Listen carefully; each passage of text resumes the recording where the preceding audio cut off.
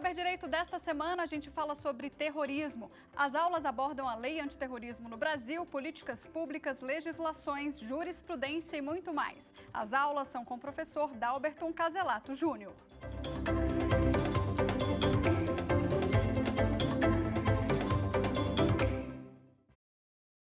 Meus amigos, minhas amigas, alunos e alunas da TV Justiça, do programa Saber Direito, vamos dar prosseguimento à nossa aula 2, falando sobre aspectos do artigo 2º da Lei de Enfrentamento ao Terrorismo, a Lei 13.260.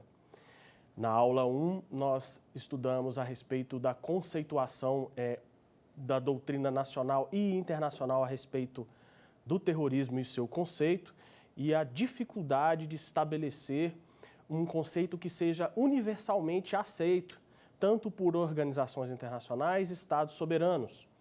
Falamos que o terrorismo ele é uma questão de ponto de vista de cada uma dessas nacionalidades, de cada um desses estados, de modo que há uma disputa política, geralmente quem vence a retórica sagra-se vencedor.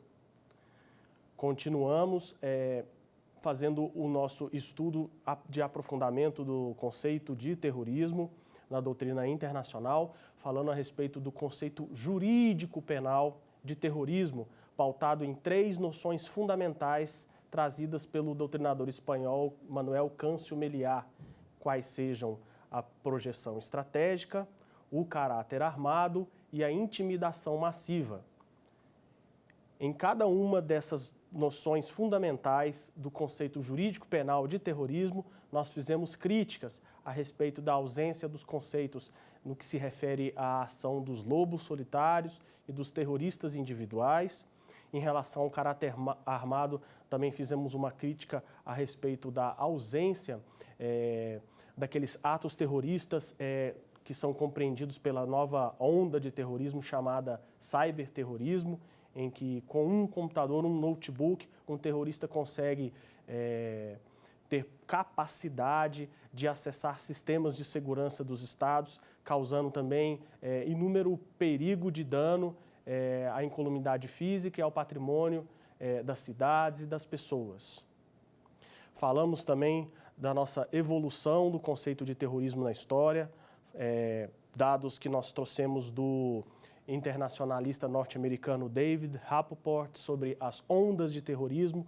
Falamos sobre a primeira onda, a onda anarquista, falamos sobre a segunda onda, a onda anticolonial, a terceira onda, que seria o terrorismo de esquerda, a quarta onda, que seria o terrorismo pautado no fundamentalismo religioso indevido, e a nossa quinta onda, que é estudada hoje por internacionalistas pós-modernos, que seria o terrorismo, o chamado neoterrorismo, o cyberterrorismo, ou também chamado de cybercalifado, que é o terrorismo praticado por ações como a do Estado Islâmico, que se utilizam da globalização e do fomento da comunicação das mídias sociais para que consigam, então, angariar adeptos e promover a sua ideologia.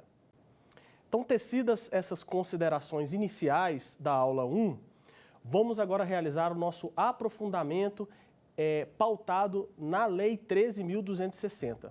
Vamos aqui para o slide. Percebemos aqui a definição legal de terrorismo no Brasil, que foi trago pelo artigo 2º, inclusive fruto de várias disputas políticas no Congresso Nacional a respeito de quais atos que poderiam ser enquadrados nessa definição de terrorismo. Percebemos então que o sujeito ativo aqui é comum, ou seja, pode ser o ato cometido por um ou mais indivíduos, mas que se deixe claro que pode ser cometido por qualquer pessoa. Neste caso, o artigo 2º da Lei Antiterrorismo, ele já traz a questão da modernidade, da quinta onda terrorista, quando considera o ato executado por um indivíduo, que seria o caso dos lobos solitários, que não tem um comando, não obedece a um comando central de uma organização terrorista, ou os terroristas individuais, que são aqueles que fazem ataques individuais, como o ocorrido na London Bridge, em Londres, né, na Inglaterra, sempre orientados pelo um dolo que é pré-estabelecido pela organização terrorista. Temos aqui também a tão discutida especial razão de agir do agente, ou seja, quais são os atos que motivam o cometimento do terrorismo. No Brasil, foram elencados a xenofobia, que é a aversão ao estrangeiro, a discriminação ou preconceito de raça, cor, etnia ou religião. E aí, nesse caso, cabe a nossa primeira crítica em relação à falta da especial finalidade de agir nos casos de motivação traçada por inconformismo político, que seria o chamado terrorismo político, que é um dos atos mais difundidos no mundo. Só para se ter um exemplo, os atentados de 11 de setembro em Nova York em 2001 foram cometidos por razões político-religiosas. Os atentados em 13 de novembro de 2015 em Paris, no Estádio da França, no Bataclan, no Le Petit Cambodge e em outros bares pela cidade, também foram cometidos por razões políticas. O atentado no jornal Charles Hebdo, também na França, também foi cometido por razões de inconformismo político e, nesse caso, peca o artigo 2º da Lei 13.260 a não trazer essa razão especial da finalidade de agir. Outra questão também que chama muito a atenção e que necessita de urgente reforma legislativa é a falta da especial finalidade de agir em questão de razões de gênero. Podemos perceber, então, que um ataque terrorista hoje no Brasil, na denominada Parada Gay de São Paulo, do Rio de Janeiro e de outras cidades que trazem uma aglomeração enorme de pessoas, se caracterizado no ato a especial finalidade de agir por preconceito ou discriminação relacionada ao gênero, infelizmente, teremos grandes dificuldades de tipificar o terrorismo neste caso. Outra questão também que é muito levantada pelas Nações Unidas, além dessas questões, inclusive fruto de resoluções internacionais, é a especial finalidade de agir do agente em casos de misoginia. Portanto, um ato terrorista por uma aversão à questão relacionadas às mulheres também teria uma dificuldade de aplicação da legislação. Então, percebemos que, em razão dessas disputas político-ideológicas do Congresso Nacional, nós tivemos, então, um veto realizado na época pela presidenta Dilma Rousseff, com algumas alegações, sendo, então, um veto jurídico. Vamos dar uma olhada no slide? Temos, então, o slide aqui, terminando, então, a finalidade de causar terror social ou generalizado, que é um estado de alarma que coloca e acarreta uma situação de emergência civil por parte dos órgãos de segurança pública, e a exposição de perigo. Então, temos um crime de perigo concreto em relação à pessoa, em relação ao patrimônio e à paz pública, que inclusive é um dos bens jurídicos a serem tutelados pelo Estado.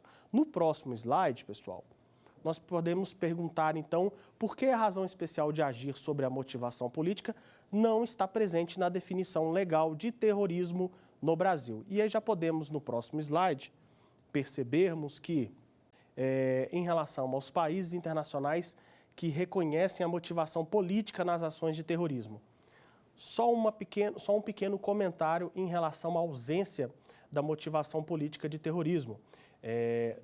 As razões do veto por parte do chefe do executivo à época foram que o terrorismo,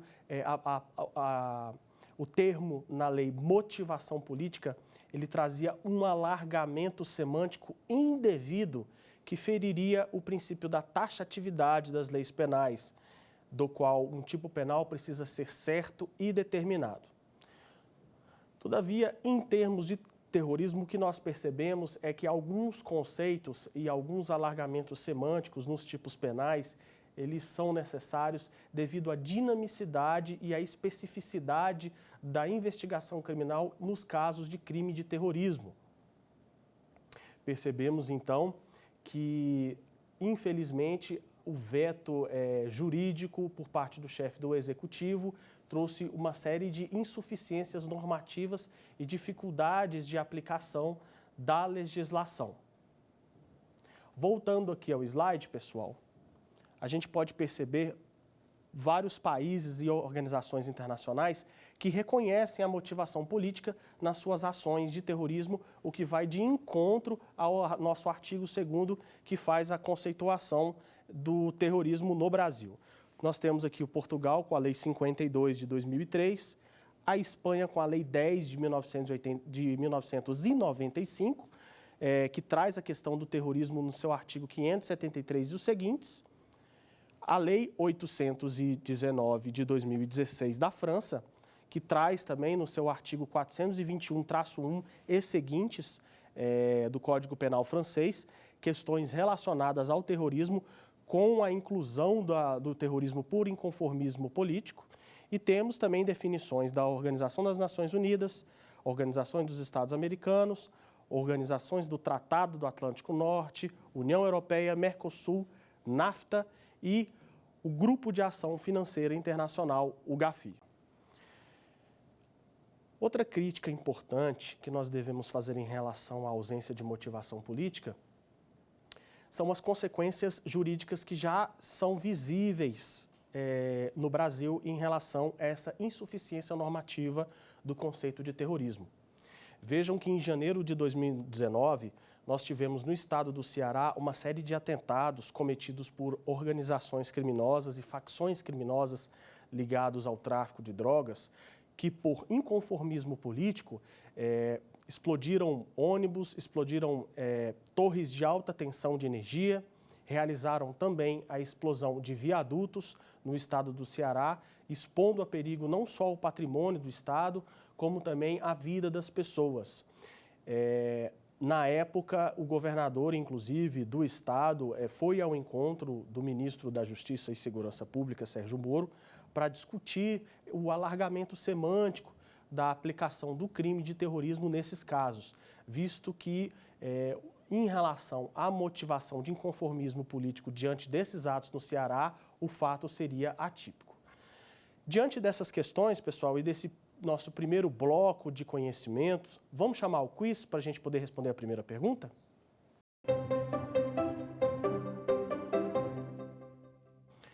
Veja, pessoal, na primeira pergunta nós temos que, dentre as motivações expostas no artigo 2º da Lei 13.260, que é a lei que conceitua terrorismo no Brasil, referentes à nossa conceituação, indica aquela que não se aplica.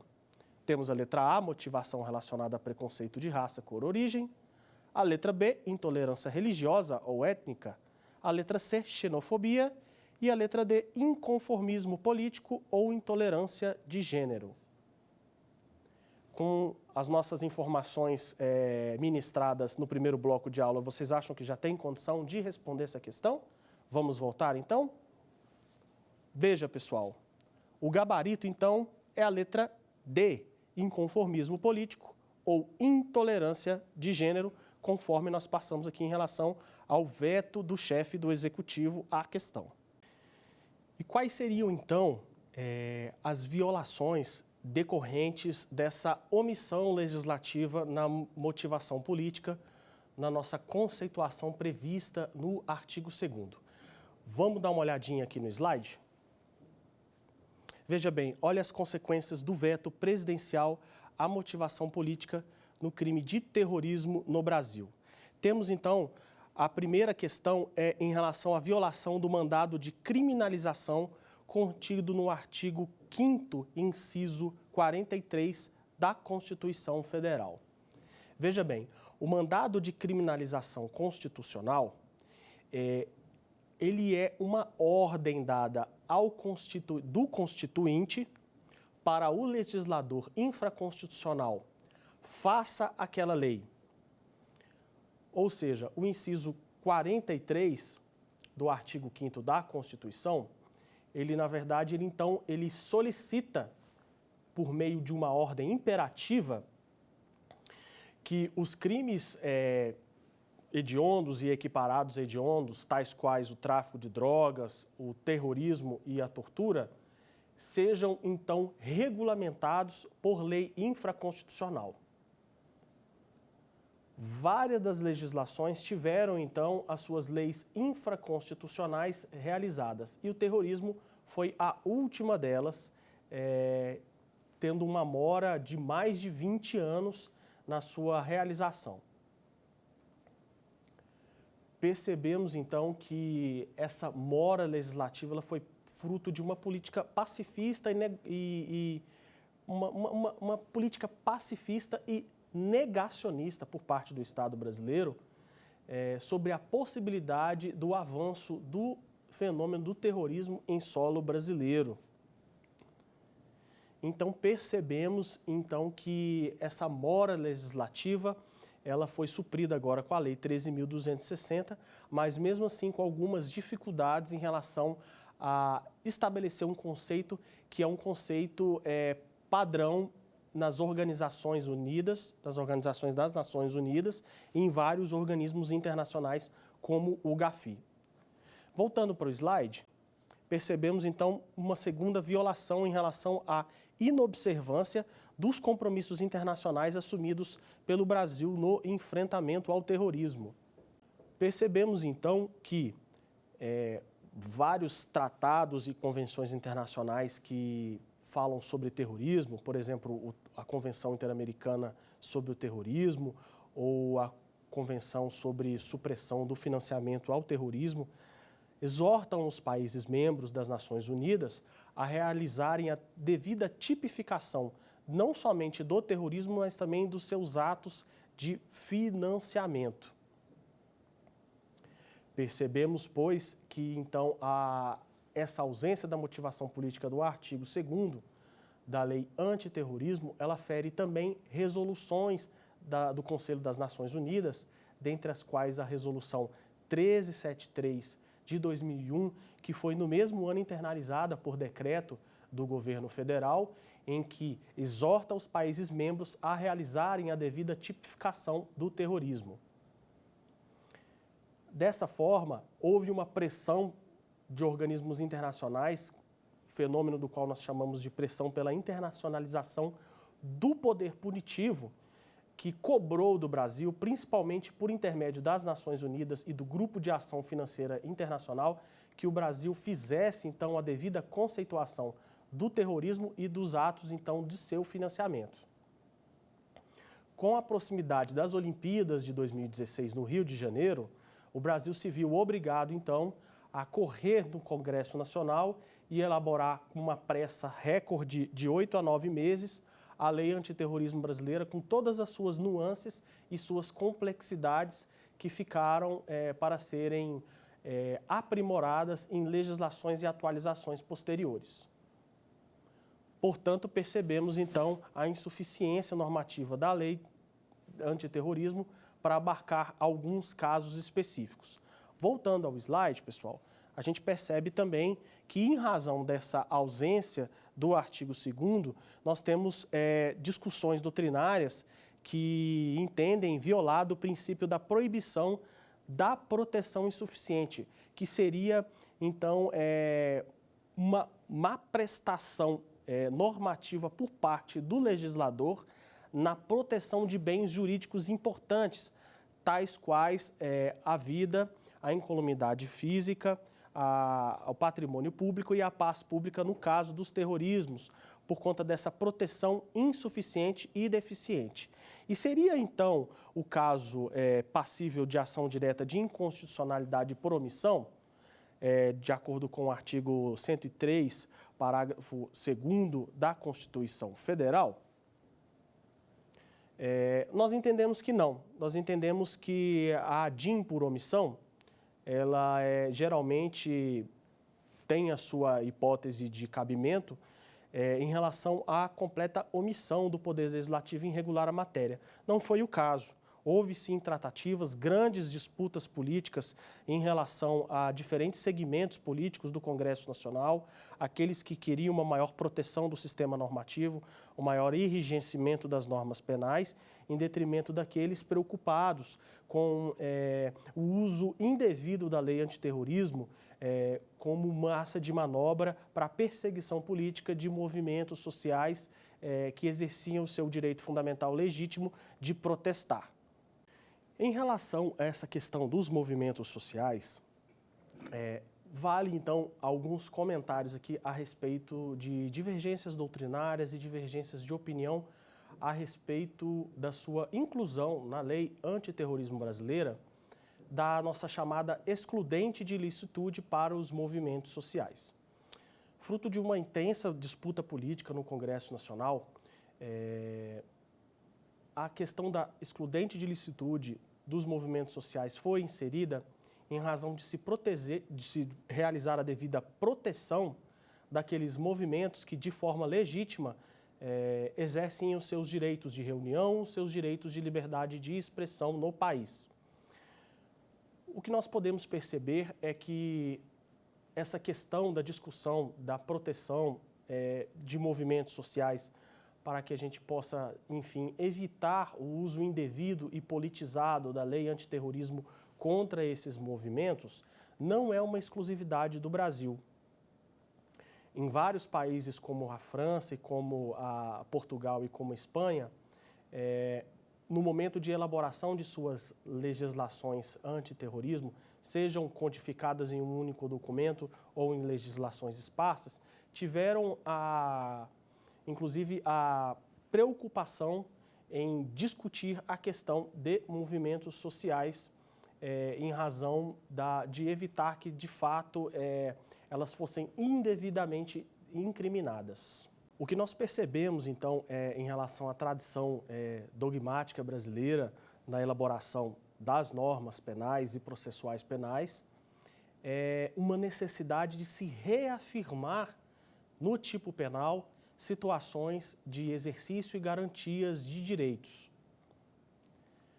Não deixou de ser assim com a excludente de ilicitude em relação aos movimentos sociais, os quais protegeram, então, da tipificação de 12 a 30 anos de reclusão prevista no crime do artigo 2º da Lei Antiterrorismo Brasileira, a questão do exercício direito de legítimos e de reivindicação desses movimentos sociais. Percebemos, pois, que, obviamente, que em caso de abuso de direito, essa excludente de ilicitude, ela não poderá ser aplicada. Ou seja, se o movimento social, durante o seu exercício da sua liberdade de expressão, o seu direito de reunião, abusar do direito e se reunir portando armas ou invadir propriedades sem qualquer tipo de justificativa plausível, a contrário do que prevê a legislação, por obviamente que o sistema normativo penal e processual penal brasileiro terá as condições e instrumentos para poder punir esse abuso de direito. Percebemos outra questão também relacionada à lei antiterrorismo brasileira em relação à excessiva desproporcionalidade de algumas das penas.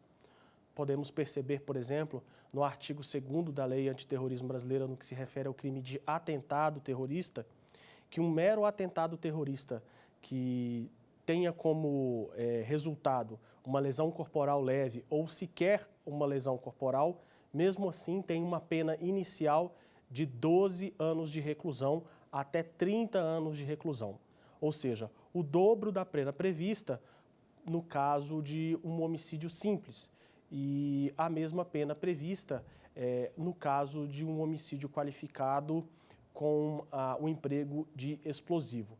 Lembrando que o crime de atentado terrorista, ele além da pena de 12 a 30 anos, ainda tem as penas correspondentes à sua questão relacionadas aos resultados que a violência provocou com o ato do agente. Outra questão que chama atenção também no artigo 2º e os seus atos de terrorismo que são delimitados nos seus parágrafos seguintes, é a questão do apoderamento, da tipificação, e nisso a lei antiterrorismo ela foi uma lei extremamente moderna em relação à forma de se portar alguns tipos de gases tóxicos, alguns tipos de explosivos destinados ao ato terrorista. Faremos uma leitura aqui agora do artigo, em que a gente pode perceber que, no artigo 2º, parágrafo 1º, sendo atos de terrorismo, então, usar ou ameaçar usar, transportar, guardar, portar ou trazer consigo explosivos,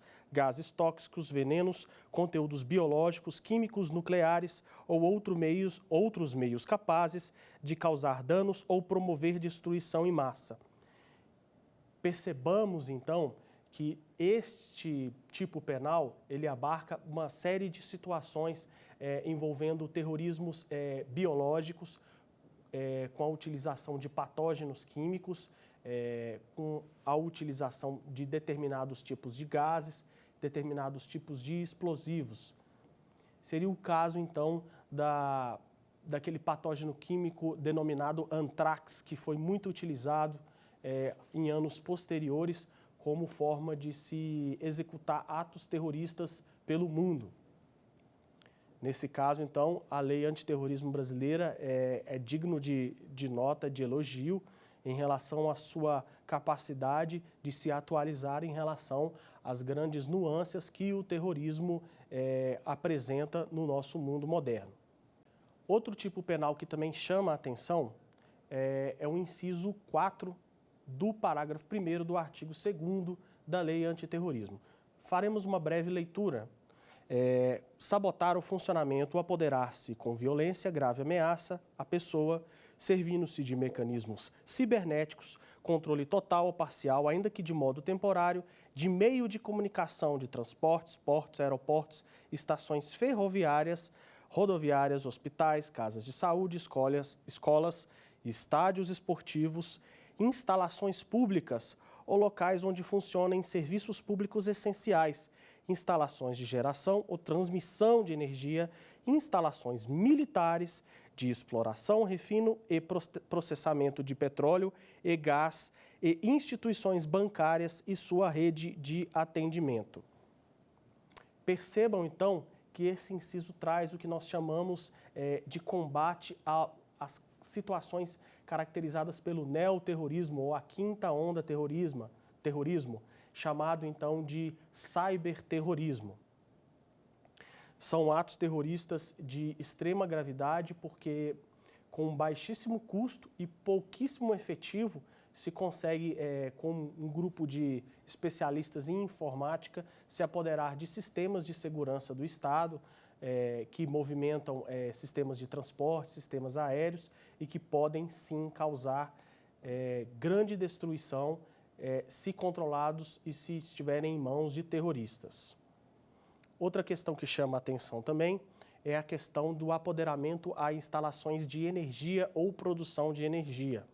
Há uma discussão na doutrina se instalação de energia ou produção de energia, tal qual caracterizada aqui na lei antiterrorismo, no termo instalações militares de transmissão e geração de energia ou locais onde funcionem serviços públicos essenciais, estaria então incluído a questão das instalações nucleares.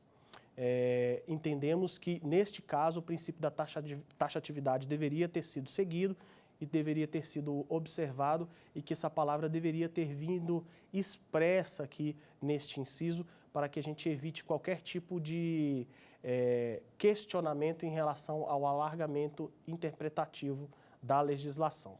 Então, diante dessas considerações que nós fizemos neste segundo bloco de aula, será que já temos condições de responder, então, a segunda questão? Vamos para o nosso quiz?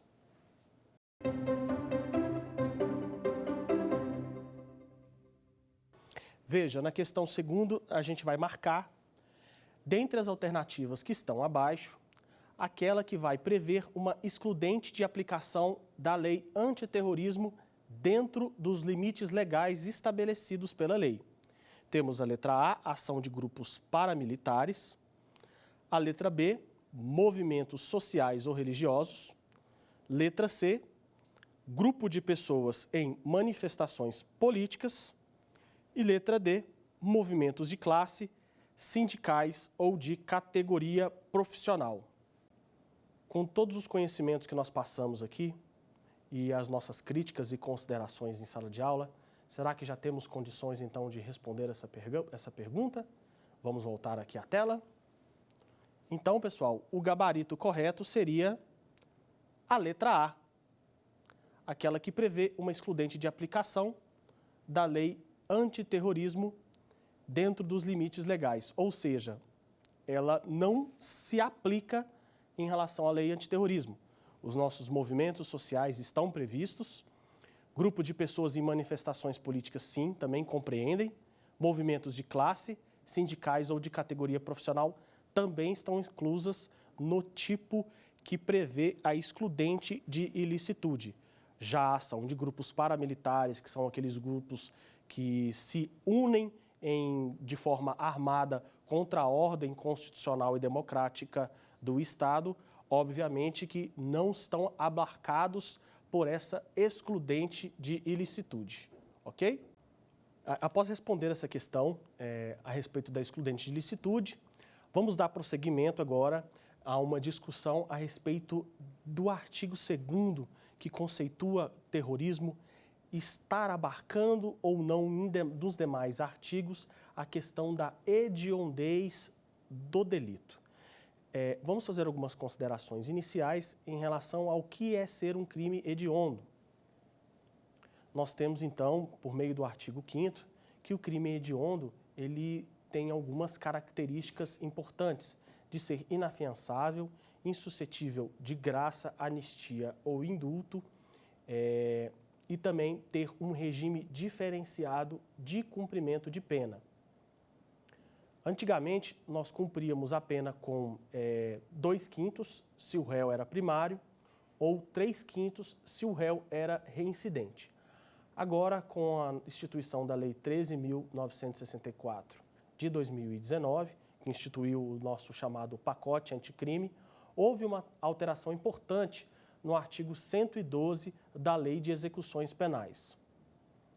Agora, haverá critérios em relação à porcentagem no cumprimento, então, desse regime de pena, para que, assim, o preso possa pleitear um regime menos gravoso, sair do regime fechado para o regime aberto. Temos aqui, então, as regras em relação ao regime, que vão variar de 40% a 70%, a depender de como o réu ele ter ou não a primariedade ou a reincidência.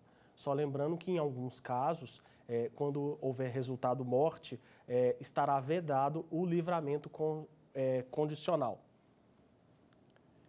Então, percebamos que há diferentes pontos na doutrina, diferentes divergências doutrinárias em relação a se considerar o artigo 2º e os seus demais incisos e os demais artigos da lei antiterrorismo provenientes, então, da aplicação da hediondez do crime.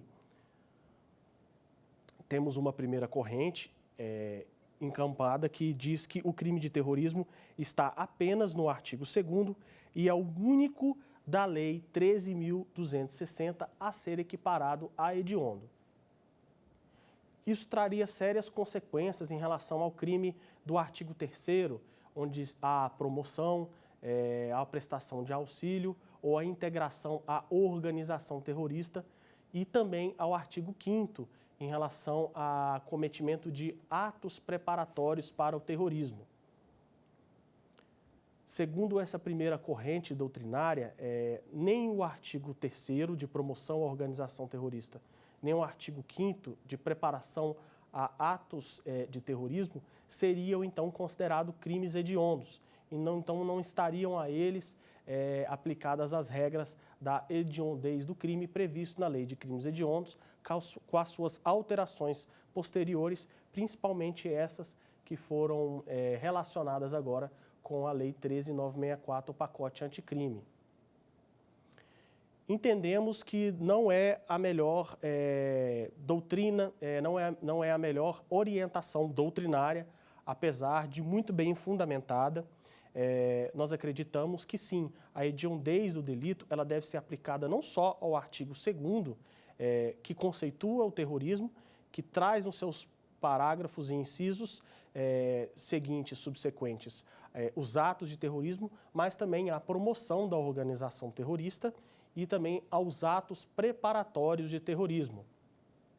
Cite-se importante jurisprudência do STJ, que inclusive coloca que o artigo 5º da Lei Antiterrorismo Brasileira necessita dos comandos conceituais do artigo 2º para que seja caracterizado como ato terrorista.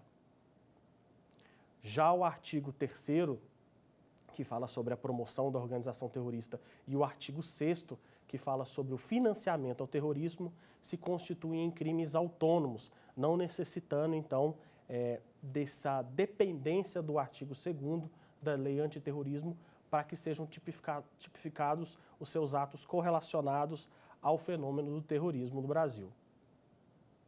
Portanto, vamos colocar aqui agora, então, algumas questões em relação à segunda corrente, que é a corrente que nós entendemos que é a corrente mais adequada ao caso. A gente entende, então, que a lei antiterrorismo, ela regulamenta não só o terrorismo, como todos os seus tipos penais, sem admitir nenhuma das figuras típicas seguintes ao artigo 2º, que sejam rotuladas como meras coadjuvantes. E também entendemos que não há razão para o legislador ordinário mandar aplicar o artigo 17 da Lei Antiterrorismo aos casos previstos nessa lei. O artigo 17 ele é claro, ele diz que todos os casos devem ser aplicados na legislação. Então, não haveria por que deixarmos de considerar hediondo os crimes de promoção à organização terrorista, financiamento ao terrorismo e atos preparatórios ao terrorismo diante do comando expresso do artigo 17. Veja o que diz a redação do artigo 17 da Lei Antiterrorismo Brasileira.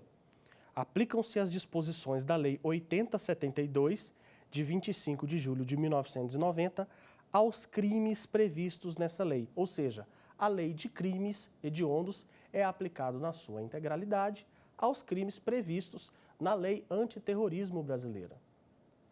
Imagine se não fosse assim, imaginar então uma comparação entre o crime que conceitua o artigo 2º e os seus atos de terrorismo, com reclusão de 12 a 30 anos, se comparado, por exemplo, ao crime de financiamento ao terrorismo, do nosso artigo 6º da Lei Antiterrorismo Brasileira, que traz a reclusão de 15 a 30 anos de reclusão.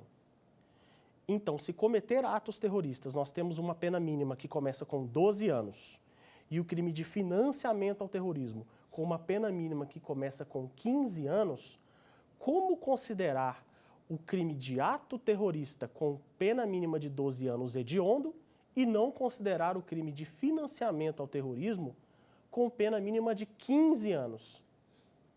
Certamente estaríamos diante da violação do princípio da proteção, da proibição da proteção deficiente do Estado e em flagrante violação também aos postulados da proporcionalidade e da razoabilidade na aplicação das normas penais.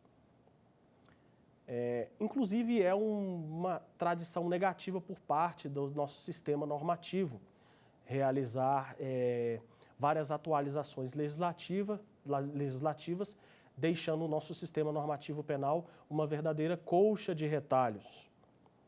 E que nessa colcha de retalhos, uma série de penalizações, se comparadas a outras que possuem bens jurídicos tutelados semelhantes, percebamos, pois, então, uma grave diferença e disparidade entre a aplicação dessas normas do preceito secundário da pena. No caso do terrorismo, não seria diferente, ainda mais devido à pressa legislativa que foi imposta devido à pressão de organismos internacionais como o GAFI e como a ONU, diante da iminência dos Jogos Olímpicos e da resistência por parte de segmentos de esquerda do Congresso Nacional em permitir que a motivação política fizesse parte da conceituação de terrorismo. Dessa forma, então, percebemos que a nossa lei de enfrentamento ao terrorismo possui sérias deficiências no que se refere à nossa suficiência normativa, mas já há, com certeza, projetos de lei que venham a discutir e a atualizar a legislação para que ela esteja em consonância com o que diz várias resoluções da ONU que exortam os países membros a realizar uma devida conceituação do artigo 2º. Tecidas todas essas considerações, vamos dar uma olhada então no que diz os nossos slides de aula? Percebam então a hediondez do crime de terrorismo, divergências doutrinárias. O que explicamos pode então ser resumido em duas correntes. A primeira corrente em que o único crime equiparado ao hediondo está contido na definição legal do artigo 2º da Lei 13.260, o que iria então excluir os crimes de promoção à organização terrorista, atos preparatórios para o terrorismo e financiamento ao terrorismo. Acreditamos que, apesar das brilhantes considerações dessa primeira corrente, a corrente mais adequada, até para que nós tenhamos uma maior eficiência na aplicação da lei antiterrorismo, nesse caso, seria a segunda corrente, a considerar, com fundamento no artigo 17 da própria lei, que todos os tipos penais da Lei 13.260 são, sim, terrorismo e, portanto, são crimes equiparados a hediondo, conforme prevê o artigo 5º e com todas aquelas regras que nós conversamos sobre a progressão de regime, sobre o regime inicial de cumprimento de pena, só lembrando que já há jurisprudência do Supremo Tribunal Federal não deixando que o regime inicial de cumprimento de pena seja considerado somente pela hediondez, que haja então outros critérios e a questão da inafiançabilidade, insuscetibilidade de graça, anistia e indulto. Então, com todos esses conhecimentos que nós passamos nesse terceiro bloco de aula, vamos ao nosso quiz?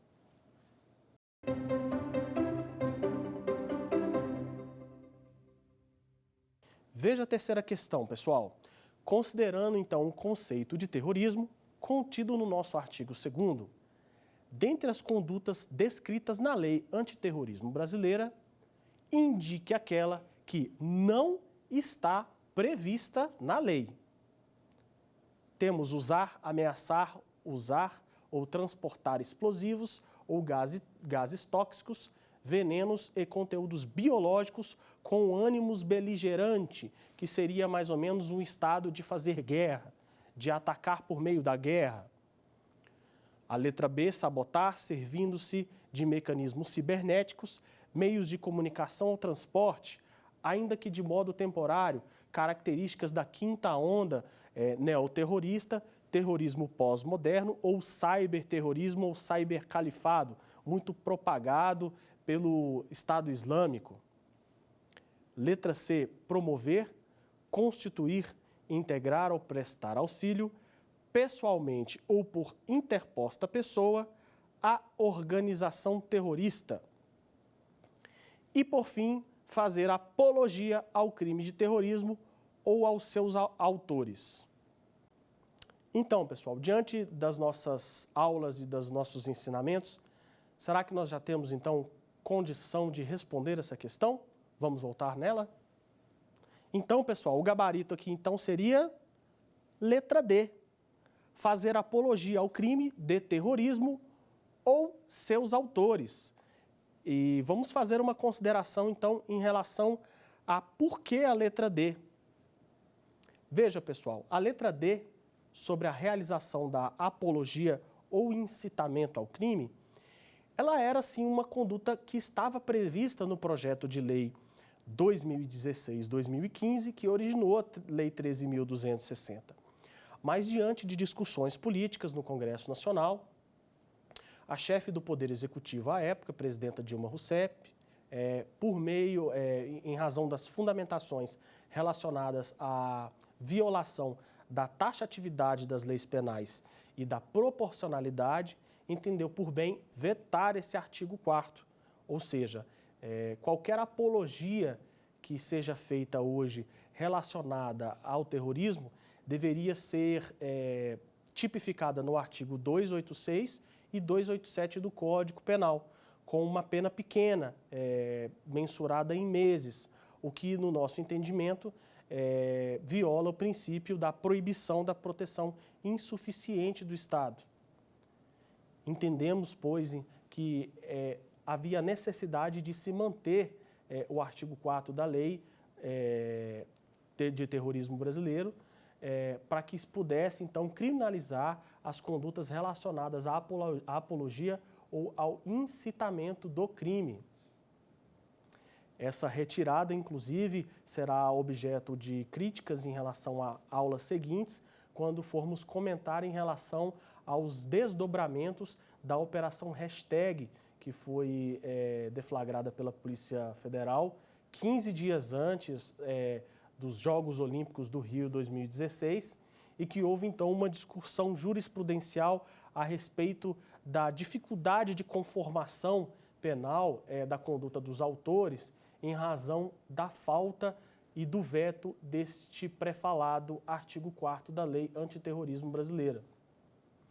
São questões que nós trazemos, então, em relação à nossa Lei de Enfrentamento ao Terrorismo, que demonstra insuficiência normativa, não só em relação a vetos ocorridos no artigo 2º, em relação a todas as motivações especiais de finalidade de agir do agente que nós colocamos, mas também em relação à crítica em relação a esse artigo 4º, que infelizmente foi vetado pelo Executivo Federal. Então, meus amigos, minhas amigas, essas foram as considerações em relação à nossa segunda aula, em que nós realizamos críticas contundentes em relação ao conceito de terrorismo previsto no artigo 2º, a falta da sua motivação especial nos casos de terrorismo político, terrorismo em razão da aversão ao gênero e a aversão também à questão da misoginia, que precisam ser objeto de urgente revisão legislativa por parte do nosso poder legislativo, visando ampliação do espectro de aplicação da nossa legislação. Falaremos na próxima aula sobre as políticas públicas, como formular uma política pública. Falaremos de uma forma mais específica sobre a pressão dos organismos internacionais para a aprovação da lei.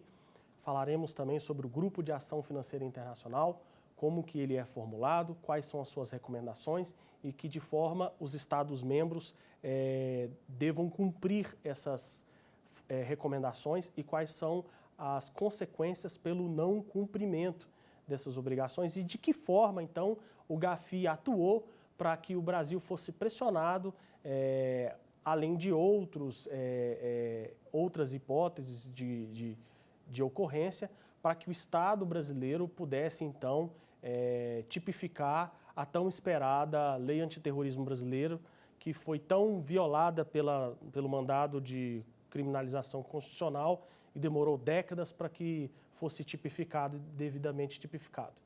Então, tecidas todas essas considerações em relação à nossa segunda aula, faremos uma breve revisão agora de todos os assuntos que foram abordados e um chamamento para a próxima aula.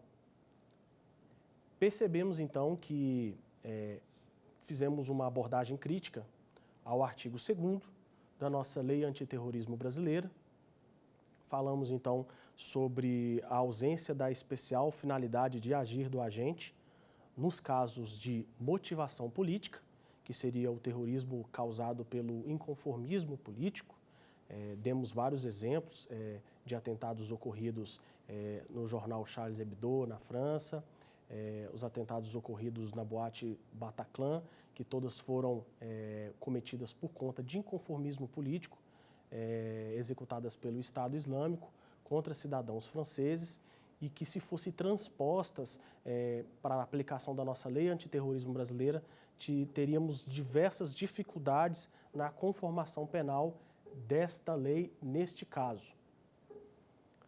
Outra questão que chama a atenção também é a questão da ausência da motivação de gênero ou a ausência da motivação em relação à misoginia, que é a aversão às mulheres e crimes cometidos em relação ao ódio contra as mulheres.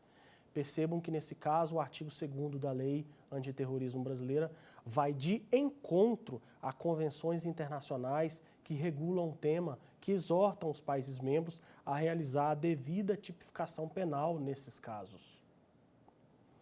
Falamos também sobre a questão relacionada ao veto do artigo 4º, que traz a questão da apologia ao terrorismo, fruto de intensa discussão no Congresso Nacional, mas que infelizmente foi objeto de veto e que isso vai trazer várias consequências em relação à aplicação prática da lei antiterrorismo.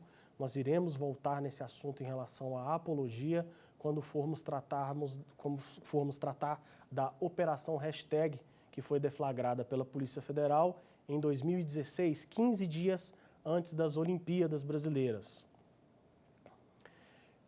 E na próxima aula nós falaremos sobre políticas públicas, de que forma que nós podemos elaborar uma política pública brasileira que contemple então o devido enfrentamento à lei antiterrorismo brasileira.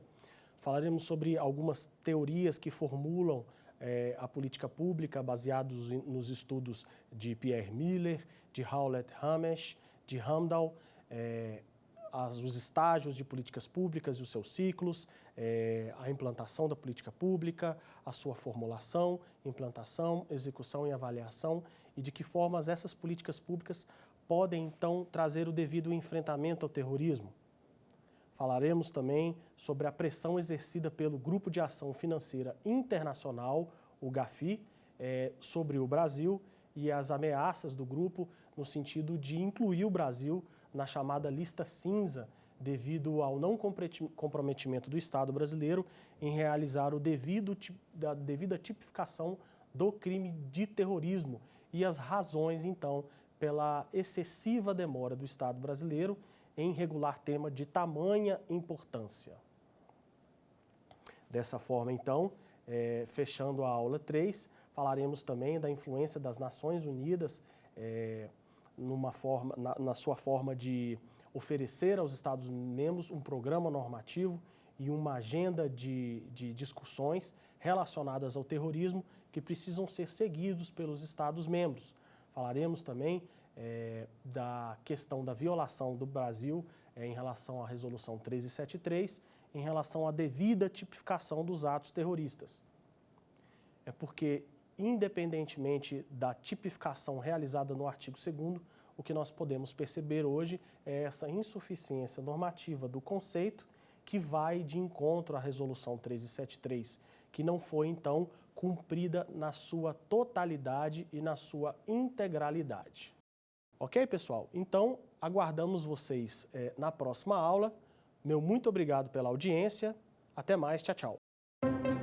Quer dar alguma sugestão de tema para os cursos do Saber Direito? Então mande um e-mail para a gente, saberdireito@stf.jus.br, ou entre em contato pelo WhatsApp. O número é esse que aparece na sua tela.